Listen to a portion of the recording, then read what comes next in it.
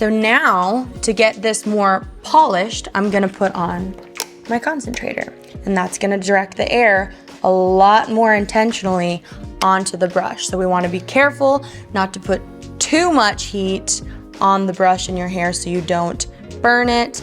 All right, so I'm gonna start by just grabbing right up at the roots of the hair, turn the blow dryer on, place the air up at the top, and smooth down.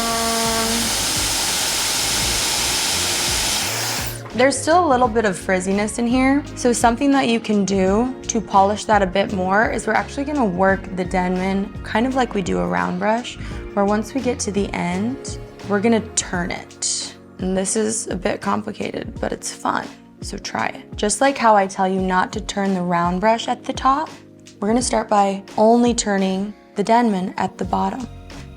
Even when you're at the bottom too much, you can still get stuck in there. Better. Now, for my hair, that works pretty decent.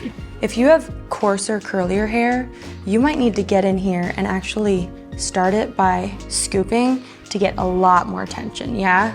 When you're just placing the hair on the brush, you're not getting quite as much.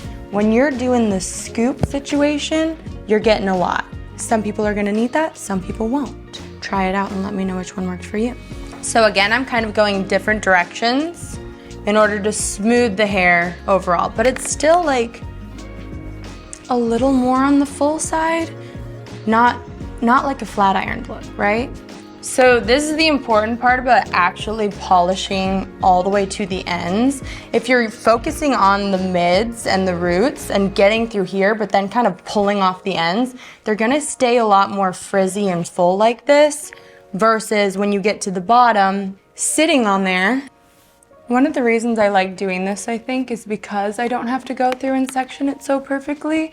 I can just use my brush and kind of do the sections that I can see and like get it done, get a little bit of a flip in there, but it's just this soft, natural looking hair. On this side, you can see I was putting my left hand over my right and kind of guiding the brush down this way. And on each side, I was almost flipping the edges out a little bit so that I had a little bit of that bevel on the ends, but they all just lay nicely together.